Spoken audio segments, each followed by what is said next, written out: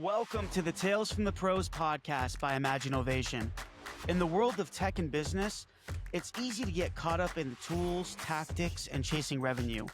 But behind every breakthrough, there's always a deeper story, driven by people building with purpose and meaning. This show is for the founders, business leaders, innovators, and entrepreneurs doing the hard work, navigating challenges, leading through change, and building things that matter.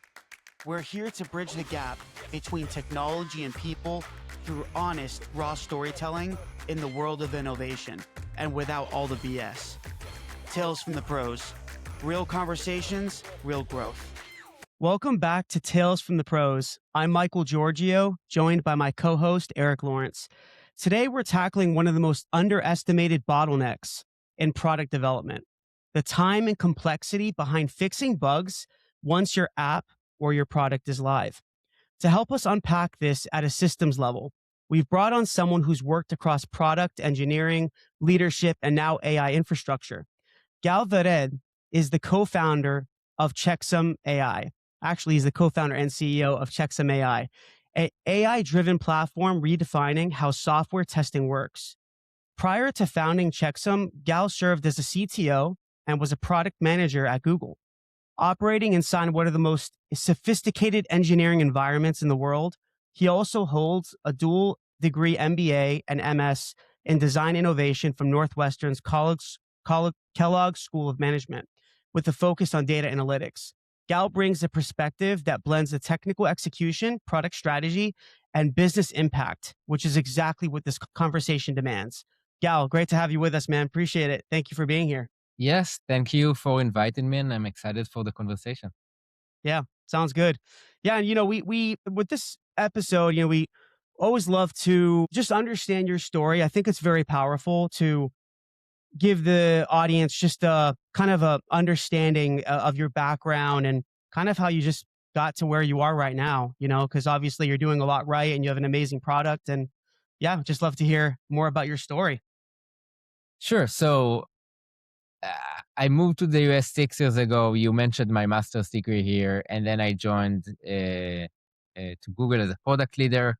At Google, I worked on products that connect businesses with consumers via voice. And the main thing I saw there is how game-changing the Transformers architecture is.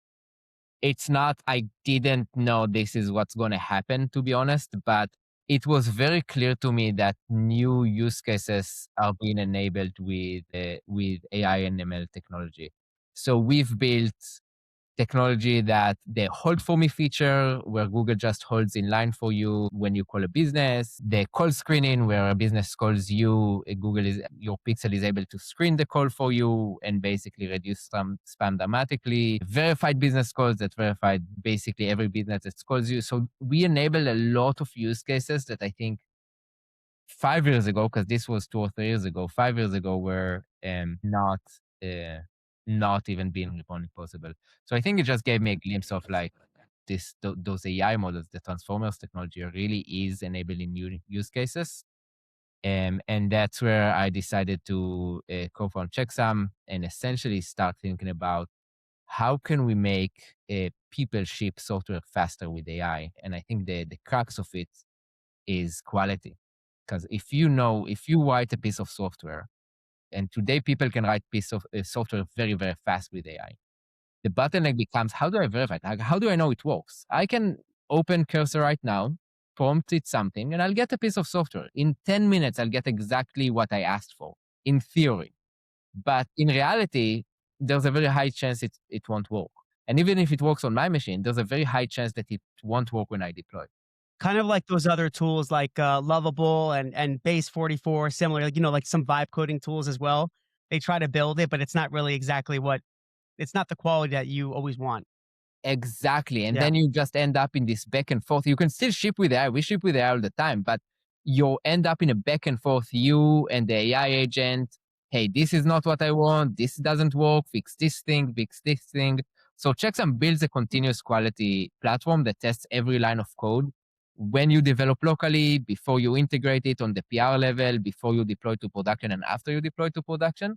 So you can just move much faster and know that the code that the AI agent produce works. And we also integrate directly to Cursor and Cloud Code and the rest to Okay. give the feedback directly to AI. So it's about increasing the quality, but it's also about increasing the speed significantly because we're basically helping engineers go out of the loop and review ready to go results versus just an intermediary output from Cloud Code that needs a lot of work before you can actually ship it. And just to piggyback off of that, no, that's very interesting. Just at your experience at Google, obviously before you started Checksum, were they doing things very differently there? I know AI is skyrocketed in the last like 1 to 2 years. I mean, we all know that, right? Especially on the technical side and the creative side as well. But you just at Google before when you were working there, were things done very differently? Or did you? I'm sure you learned so much probably at your time there, right? Because it's Google, like they have, they're so good at the product development. I guess very differently from where, because I think if you compare it to Checksum, it was done very differently on a few levels. A, Google being Google, and B, Checksum being a startup and Google being just a big company. I think what I saw in Google is, and I worked at startups before, so I was very scrappy. How do we get an MVP in 2 weeks? How do we get something to work so we can sell it? Google, the products we worked on was 2 or 3 years in the making, and they were built based on products that are in technology that was 7, 10, 20 years in the making, right? Transformers, the famous article I think was published in 2017. So I think Google has a culture of understanding a very big and deep user problem, have very strong conviction that solving it will be a game changing capability for our customers, and then be willing to take the time and invest the resources in solving it, even if the path is going to take 1 or 2 years. And we see same patterns with OpenAI. For example, OpenAI existed for 7 years before they had something out there that was actually used by a lot of people. Good It's not point. an advice I would give to startups, by the way, and it's not how we operate at Checksum, but it is emotion that was new to me and opened my eyes about having big ideas and the patience together. And I think with Checksum, we balance. We provide something useful to customers today, but also have a very big vision that we're willing to make a bet and walk through it Interesting. over the course of the years. Yeah, I guess Gal, for you, because when you departed Google, that was 2021. If you just think about like what AI has been since that point, it's pretty incredible. But I am interested to know, as far as when you began Checksum, what was the inspiration behind creating the company? Was it just a problem that you observed through your own experience, or what kind of led you to the point of saying, "Hey, this is something that's needed in the market"? Yeah. So there's two pieces for it. The day-to-day piece, I saw testing from both sides. At Google, everything is tested multiple times. I saw the power of it when you have a code and you can get feedback immediately and you can just ship it. And if everything goes wrong, it's being reverted. And you have a system that is very unlikely to produce bugs. Relative. Obviously, there are still bugs with Google products, but relatively very unlikely. And it's very powerful as a developer that you have this safety net. On the other hand, I also saw the amount of time we invest in it. From the moment a feature was ready, it often would have taken 1 or 2 weeks of development to get the testing coverage that we were after in the testing practices. So I saw the power of a testing suite and quality in general, and I also saw the costs that you need to spend. And I also worked at startups where we didn't have a robust testing suite and quality, and I saw how you push something to production, and there are going to be bugs, and some of your customers will report bugs, and you're going to fix them, and you're just hoping the ratio is just enough that you can get by and not piss them off too much. Yeah, Yeah. exactly. And so I think it was very natural to me. It's like, hey, if we can do that with AI, if we can give you Google level quality with startup speed, then we can really transform software engineering. And as we saw that AI agents become thing, or even when you just use ChatGPT to generate code, it became even clearer to me that I became the feedback loop for ChatGPT or Cloud Code. Like Cloud Code produces code, I run it, I test it, I tell it all of the places that goes on. So it just became even more clearer to me that if you can automate the process, now you're not only allowing developers to ship high quality code, but now you're allowing AI agents to be autonomous. And I think that if we are after fully autonomous AI engineers, i.e. a system that you just give it a spec and it pushes all the way to production, right? Think about it. You give Cursor a task and then it's in production. The only way to get there is with a very strong verification and quality pipeline. That's the only way. No one will push to production. No one will even almost push to production without a very clear report. And that's the layers Checksum is building. So we want Cursor and Anthropic focus on improving your agents that write code. That's not where we want to play. But we think that if we're able to verify the code that it's written, together we're basically going to solve software engineering and create an autonomous AI. That's awesome. No, that's really cool, man, because I mean, like I told you before, before we kind of, during the introductions, before we started this episode, we're Imagine Ovation, our company is a development shop, and we're definitely very well aware of bugs. Obviously you build something for a startup or a mid-size or a larger company, there's going to be bugs, of course, but the thing is that you don't want to spend your time just fixing bugs. You want it to be automatic. You want it to be autonomous, right? Something in the background where it can check and verify, validate the issues, give you test cases back, and not just have to do manual testing and use human time, right? Where they can be focusing on building the product with whatever programming languages they're using, which is going to be, a lot of AI as well, like you mentioned. So I love what you guys are doing, because it seems like the value that you're providing to the end user is faster, better quality. You're saving time and money with kind of engineering power, engineering time, and I think that's ultimately incredibly valuable. And at the end of the day, you want the product to be better and to treat the customer better. Yeah, I agree. And you said something that we tell our customers in our sales motion all the time. The key two principles in the base of every product we release at Checksum is autonomous and continuous. Autonomous in the sense that you don't need to prompt the model and ask it, hey, can you write tests for this? Can you do that? Our agents are autonomous. You give them a task, they walk through the end, and they just push the code into your repository. With tests, it's a bit easier to push the code into the repository, because if there's a bug with the test, it's not going to impact your user experience. So our agents are autonomous and they're continuous, meaning that they're in every step of the software developer lifecycle. I think those two principles are extremely important for quality, because quality is often, the weakest link in the chain. You want to know that everything is working, versus development, where developers can be more hands-on with the AI agents and guide them through the process.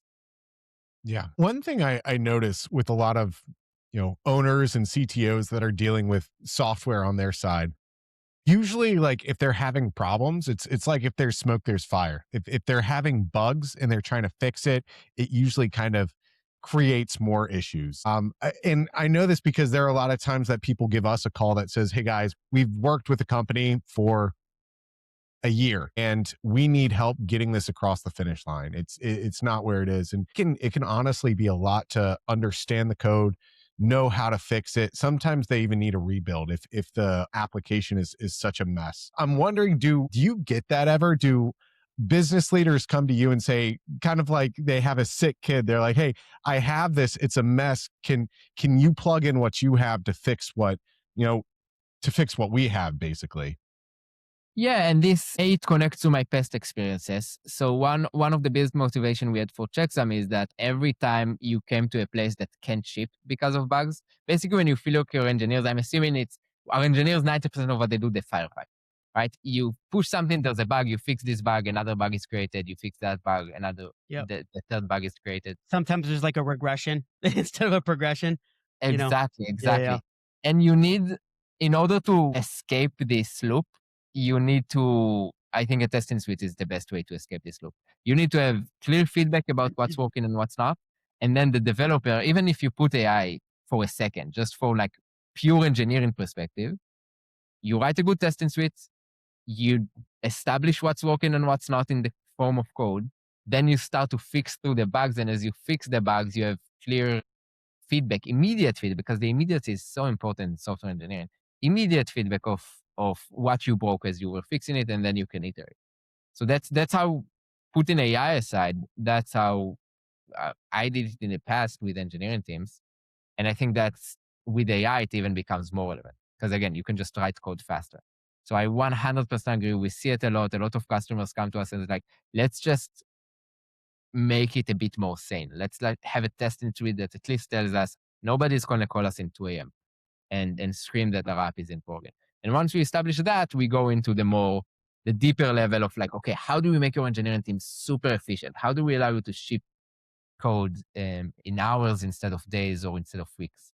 So yeah, it really depends on when the customer or where the development team is in their journey to quality. That makes sense. Yeah, and I am interested to know, like, as far as a difference, is there a different approach that you see between when somebody comes to you with an engineering team and something that's been coded out versus somebody who might come to you that has a product that's been completely vibe coded?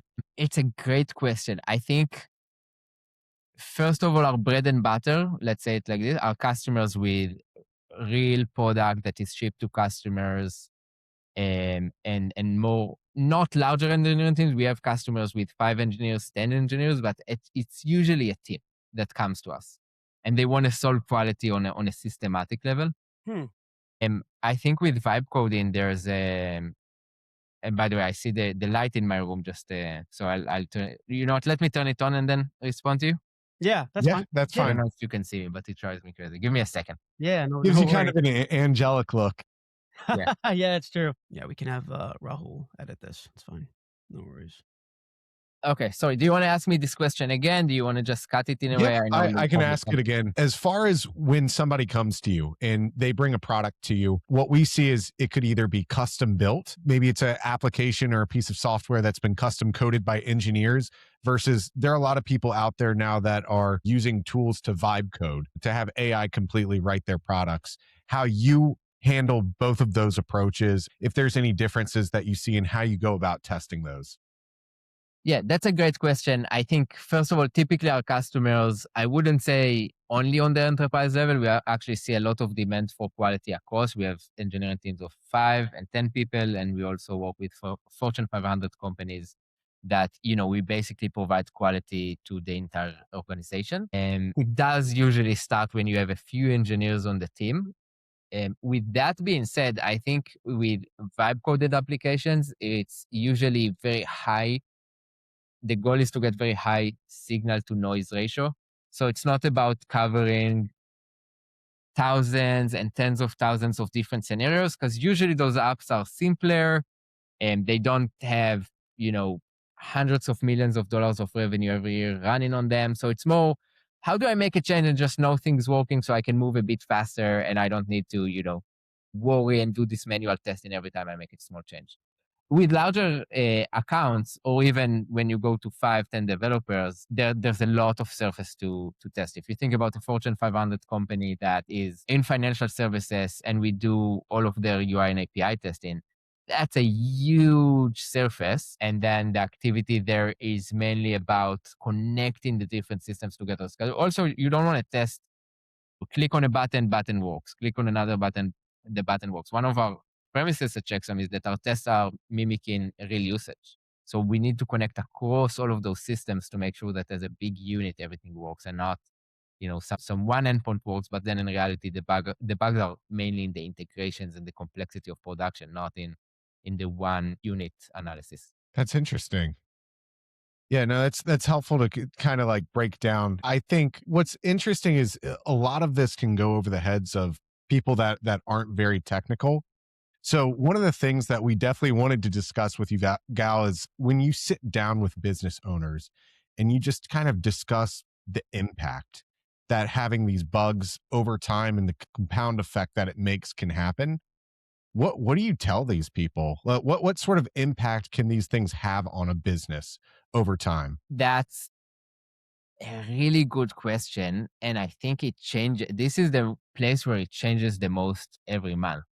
So it starts with, because of the hype on Twitter and on LinkedIn, which I think a lot of it's not fake, but a lot of it is on experimental projects, not real enterprise. Everyone is feeling behind. Everyone is reading how Anthropic rebuilt the C compiler, I think it was, in like one day, and they're like, oh, but this very simple feature takes me 2 weeks, and Anthropic You're just so will. right. I just wanted to say I 1000% agree with you. I had to say it because I see this stuff on LinkedIn everywhere. Anyways, go ahead. Yeah, I'm just like, and I'm not technical like you, but I'm like, what? And there's no way. It's almost too good to be true. Some of the stories that are shown, and they give this narrative that it's like just this huge enterprise, amazing piece of software could just be built in a month. And it's like it's not. Maybe one day, I'm sure it will. AI is going rapid, right? But I always believe there's gonna be a human component that's attached to the greatness of a product. But anyways, go ahead. I interrupted. No, I 100% agree. I think everyone is feeling behind. I think the hype on Twitter is real, in a sense that those AI models are really amazing at what they can do. But also, it's shipping real enterprise software still takes time building, thinking through this. And again, the best example is Anthropic has like 100 software engineering positions open, not 100 positions filled, 100 positions open right now. Crazy. Yeah. So, you still need engineers, and there's still a lot of humans in the process. But everyone's feeling behind, and everyone's feeling behind because they're not feeling like they move fast enough. And at the same time, they use AI agents and they see the errors it produce, even if it's great. Again, and we use AI all the time. I don't write code anymore by hand. Everything I tell Claude Code to write. Like, I'm very hands-on with writing code, but the code is still generated with AI. So there's a huge impact. Don't get me wrong. But at the same time, they use it and they see the errors they provide, and they see how much guidance they need to provide. So there's a lot of like fear about, oh, we're not moving fast enough. But on the other end, I'm worried that our engineers will just use those tools without any control, because I see that it produces 20, 30, 50% slope code, however you want to call it, but it produces errors. So I think CTOs, VP R&Ds, engineering leaders come to Checksum with those two things in mind. Is like, how do we move faster? How do I also make sure that my engineers aren't pushing code that maybe kind of works today, but in a week, on a month, in 1 year, we're going to pay for it because it's going to be spaghetti code that's unmaintainable. And so that's kind of like the concerns they have. And then in terms of impact, we think about it in two ways. One is kind of just make it very easy to say yes, is the cost savings. So we have one big company, they had 40 QA automation engineers before they hired Checksum. Now all of the QA automation engineers were converted into software engineers. So they have 0 QA automation engineers. They all do software engineering. Checksum is responsible on quality. So that makes it very easy to say yes, because That's awesome. the real benefits is not the cost savings. It's just the ability to ship much faster and delight your customer. And it probably, also I can imagine that, with just the improvements on the entire just QA testing side, right? That your product delivers to the customer. It has I think an important mental component, right? Where it'll release a lot of just overwhelm and anxiety and stress that we all feel, right, when we're trying to build something, and and because we care and we want it to be successful, we have all these expectations, right? But at the same time, I think it can really just make a positive impact on on the end users, on your customers, but also on their customers, whoever they're whatever they're trying to build, right? Whatever whoever their customers are, basically, is that it can just provide a lot of top value mentally, to the engineering teams, to the founders, to the customers, internally, externally. I think there's a very huge component there. It's just the mental side of it. I agree. I can give you an example of, so we onboarded a customer, I think it was 2 weeks ago, but I might get the time wrong. And like after 24 hours of using Checksum, they got back to us and say, this platform is amazing. It allows us to ship faster. We really love it. I got on a call with them because it's such a strong feedback in such a short time, and also proactive feedback is always something I want to understand. What was the magic moment, right? How do we encapsulate it into our product and making it even more obvious? And I asked them, like, how many bugs did we found for you in this? I assumed like we probably found like a few major bugs, and they're like, oh no, you didn't find any bugs. So I'm like, so where's the reaction coming from? Like, well, we just created one massive PR, and I can see all of the tests that Checksum generated. and I can see they all pass. So I just feel like much more confident to push it. And a PR that I would probably let it sit for like a few hours, maybe like a few days, review it. Checksum just allowed me to just merge it. And I think that's something today we're not surprised from it, but that's something that, um, generally surprised us in the beginning, where we thought our value is finding bugs, but our value is in finding bugs, but also confidence. Like knowing that there is no bugs in the PR, especially in the AI agent world, is as important as finding the bugs that are there, because again, it allows you to move forward. Yeah, I can see the value 100%. Yeah. We know Uh, from experience that usually it's the last 10% of development that can feel like 90% of the work, because Exactly. there's just so much that needs to get polished, that needs to be tested, that needs to just make sure at the end of the day, does everybody have confidence to push the update and to get things live? Yeah, I agree. And that's the difference, by the way, Ben, between testing and reviewing, which is interesting, because PR review tools are, again, super helpful. We use them internally as well. But PR review tools, they catch bugs and you fix them. But if they don't catch bugs, it's still a weak signal that there are no bugs. and who is it? Who are you talking about? Who was it? I think there are a lot of PR review testing tools out there. PR review. Okay. Okay. Yeah. Yep. Got So, it. so if an AI reviews your PR, or you can usually just ask Claude and Cursor to review the code, I think gives you a lot of confidence if a bug was found to fix it. If there is no bugs, I don't think it gives you confidence that there are no bugs.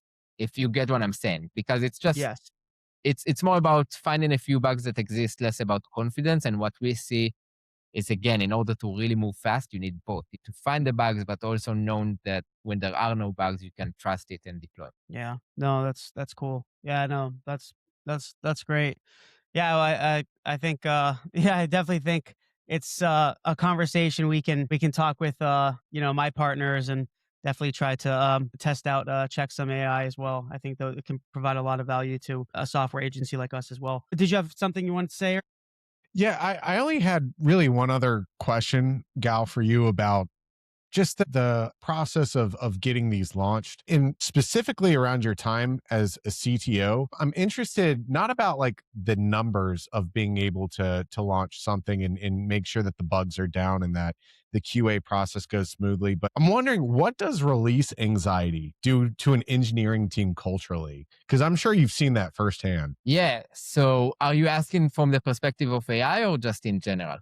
Just in general, from your experience. Yeah. So I've been in organizations, again, that you're worried about clicking the publish button. I've been in the previous company that I was the CTO of when I joined. They used, the typical saying is never deploy on Friday, right? Because you don't want to have an outage on the weekend. For them, it was the opposite. It was always when I joined, it was very clear that there will be bugs and issues. Again, that was like the first priority. So they actually deployed on Friday because they knew there are going to be bugs, and they knew on weekend, like, the usage is low. And it was also a startup. Deploy on Friday, you have a few customers that without your bugs, you have 2 days to use your software a bit, and then you can fix the bugs. When customers get to the office on Monday, the software will already be fixed. So it was very, very hard. And again, testing was, there was a lot of changes we made in order to solve it, both in the code architecture, etc. But I think testing was a big part of it. No, it's cool. Yeah, and just like with speaking a little bit, just with AI again, it's just because there's so many things changing, Gal, as you know, with not just obviously, Checksum incorporates a lot of AI. I mean, I don't know the ins and outs of the platform, but obviously, you guys have AI within, powerful AI within your platform, and I'm assuming it's from what you said before, it is agentic. Is that right? Yeah. Yes. Is that correct? Yeah, yeah. So, do you think it would be different if tools like yours did not exist, right? Where if you have really, really good engineers, QA engineers and actual developers who are implementing the code and fixing things, and then they're catching issues and then they're fixing it. Do you think, have you seen like a massive, massive shift in just terms of the kind of the overall, obviously speed is a big component, like you mentioned, but even just the quality of it? Is that the whole purpose of it? Is that the quality of Checksum and even some other tools? It's just that powerful that it catches things, it reports it back to the engineers. They know exactly what it's reported. It kind of gives an audit. Is that correct? Is that kind of how? Yeah, it's correct. And I think, I don't know if I'd love to get your opinion, but with us, I feel like when you use AI agent to write a code, you don't have the same level of control of the details. There's something about writing it, thinking, even beyond code, right? When you write something, you think through it, you think through all of the different angles. And once AI writes the code, like you give the high level objective and what you're trying to achieve, and maybe even some architecture. But once AI writes the code, you lose the level of thinking in the tiny details, in the edge cases, and you kind of count for the AI agent to do it. That's why even if you review the code very diligently, you're Mhm. never going to reach the same level of quality you had you written the entire thing yourself. On top of it, I think people attention span is getting really short in general these Very days. true. And Yep. with AI, it's probably getting even worse. So I even worse. Sorry. And I imagine most of engineers, when they get AI code, you skim it, you read it, but you don't read every line of code, think through this from different angles. And so, yeah, I think it's, again, we want to enable people to ship with AI. We want to enable people to skim AI code and trust it. So I'm not against this trend. I think this is the trend we need to go through in order to fully realize AI potential. We just think there's a missing part of this equation that Checksum provides. Yeah, no, I think that's a great answer. That was kind of where I was getting at, is that, there's just, I think at least from not just, how do I say this? Not just what we're seeing with needs from customers that we work with or prospects, or what I'm seeing trending through not just social, but just in the world in general, in tech and business, is that it's like there's this like high reliance on AI, and I'm guilty of it too with a lot of things. It's hard, right? Because sometimes you feel stupid even using it so much, and you're like, you want to think about things that your brain, because we're smart. The human brain is incredibly, I mean, yeah, it's a whole different discussion, but it's incredibly intelligent, the brain, right? Especially with practice and training and experience and development, obviously. But basically, I've noticed like there's a massive kind of reliance on AI. And I love what you said in terms of when people, developers, or even project managers, when they review a product, right, they think about edge cases and unique cases, right? That AI, at least right now, is not, it's not gauging, it's not capturing, right? And I'm sure it'll get there. I mean, God knows where AI is going to be in a couple of years or 5 or 10 years, but at least, at the moment, I think there's going to be a lot of open doors and new opportunities for people, along with technology and the improvements of tech. And I think it's just going to, as long as we use it with the right intentions and we try to do things the right way to help people and to help our customers, to help our families and others in the in the world, I think there can be so much value with kind of just the balance of using tech and using, AI specifically, and then obviously, allowing human beings to provide the value that they have, where AI may not be able to fully capture and provide value to, if that kind of makes sense. It's like a balancing effect. I agree. How do you think about development with AI on your side and the human in the loop? Are you encouraging people to use as much AI as possible? Are you, trying to create some culture that still um, keeps the human in the loop and kind of making engineers accountable? How do you think about shipping with AI, moving fast, but at the same time do it in a way that delights your customers, not just throw all of the AI problems at your customers though? Yeah. No, I mean, that's a great question. I see it kind of internally and externally. Like internally, at least for our developers, I mean, we have over, Eric, what, almost probably over 40 engineers now. And and we use AI as well, and we use all, the cursor, and we have Anthropic, and I think even Copilot, I believe, writes code too. Yep. Yep. Obviously OpenAI. So, and we've integrated a lot of kind of agentic platforms within our processes and all that. And I can't speak for my business partners, and that, they're a lot more technical than I am, but I can tell you that it is embedded in the culture, because if it does save time and it improves quality, kind of like your product does exactly, then yeah, of course it makes sense to onboard it and to incorporate it within the entire kind of culture of the organization, not just with engineering and delivery and support and QA, and even design, but it's also with marketing and sales. We try to incorporate it, but at the same time, we know where it's at right now, because we use it so much, and we try to also make sure that we have the personal touch and we have the human element. That's very important. So it's like I said, it's kind of a balance, at least internally, and it is improving the quality of our code. It is doing things like that that are insanely valuable. Externally, I'll let Eric answer that kind of on the sales side, what he's seeing with AI. I think it's moving also very quickly, just like with the demand of it. Yeah, I would agree with that. I know it seems like for 2/3 of every new project that we engage with, at least think of it from web applications to mobile apps to custom software, people want some sort of AI to be a part of it. And I think from the most basic sense, you can simply integrate with Claude or OpenAI or something there. But one of the things that we've been doing for a lot of different projects is when you first launch an app, you want to have a model out there that runs with it. But if you have your own special amount of data that you have on your side, on the background, you have your own model that you're training and getting up to speed to the point where it's good enough that it can eventually be swapped out for whatever AI model you have in there so that it's going to be unique to your own product. That's at least what we're seeing on the product side. I agree. And I think one of the challenges, especially in coding, and I'm sure in other places, is short term versus long term. Like I can write a feature, or let's say I used AI to produce code to write a feature. This feature works right now. Like it's fully working. I tested it, but the code is not architected in the best way. And then there's always the question of, do I move fast? Do I ship it and probably pay later when my code is spaghetti and it's very hard to make changes? Or do I take the time to write it well and again prompt AI to improve it and then enjoy the benefits later? And the problem with AI is that it's compounding. Because if you have bad patterns Yeah. in your code base, the new code that will be generated is very similar to the existing code because the AI agent reads the files and picks up on patterns.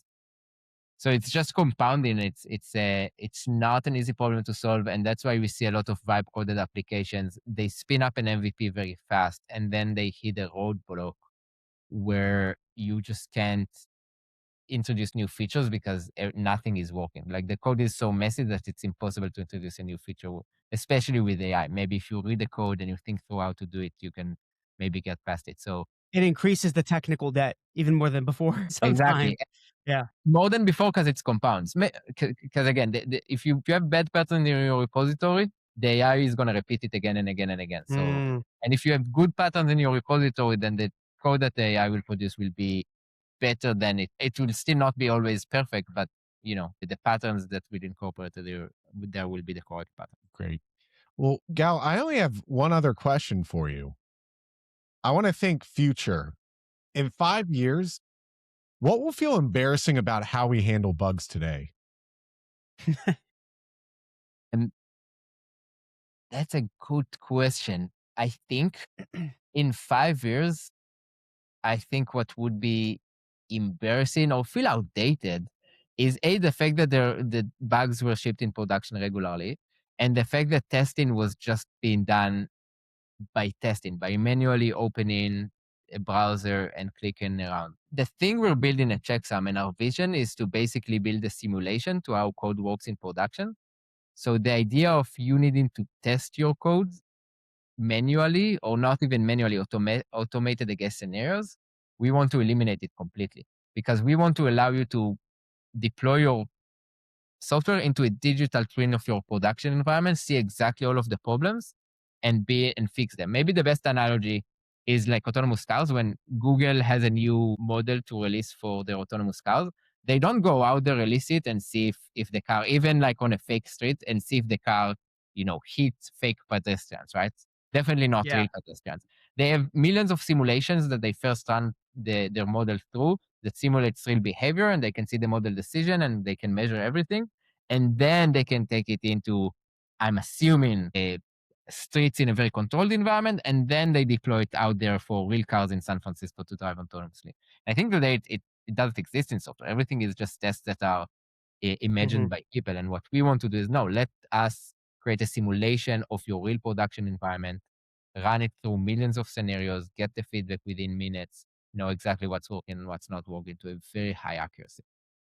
Brilliant. Yeah. You don't just want to launch a product to the public when it's clearly not ready, right? They have to. They're probably, especially big companies like Google, Apple, Microsoft that are testing these things to the moon. They are probably past the validation phase for a lot of their products. So once they develop the product and they're almost ready to launch, and almost could mean like a year or two down the road, right? For them, it's like, oh, we're almost there, and it's like a year or two or three. At least from what I've read and what I understand, it's a long-term thing, right? Like you mentioned with OpenAI, they were developing it 7 or 8 or 9 years even before we even started hearing about it, and we had no freaking clue. No one knew what was actually what was actually in the works.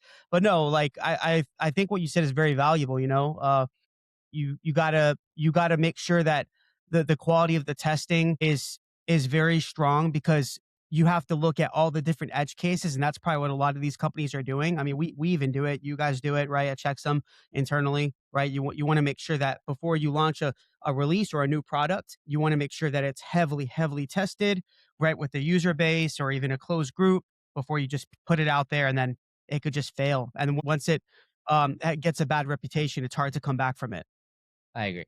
you know? But no, this has been great. Yeah, Gal, I think that's all we have for you today, man. Really appreciate you. Thank you for taking the time to just chat with us about this. And, just so everyone knows, Eric and I are not on Gal's level in regards to QA. This is why he's here.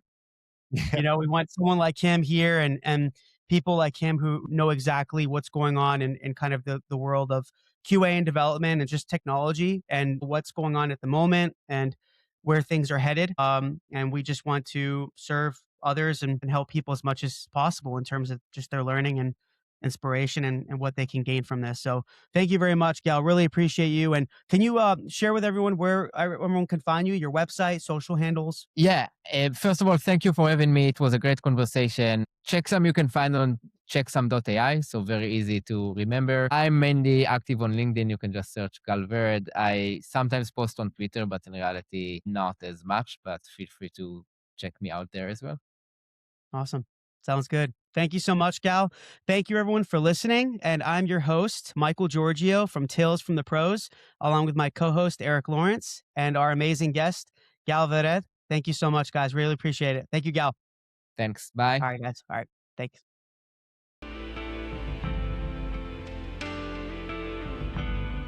Please subscribe to our YouTube page and also follow our social media. There are links somewhere around here. But we really appreciate it, guys. Thanks for all the support. And I'm going to be giving you awesome content continuously. And we look forward to seeing you soon.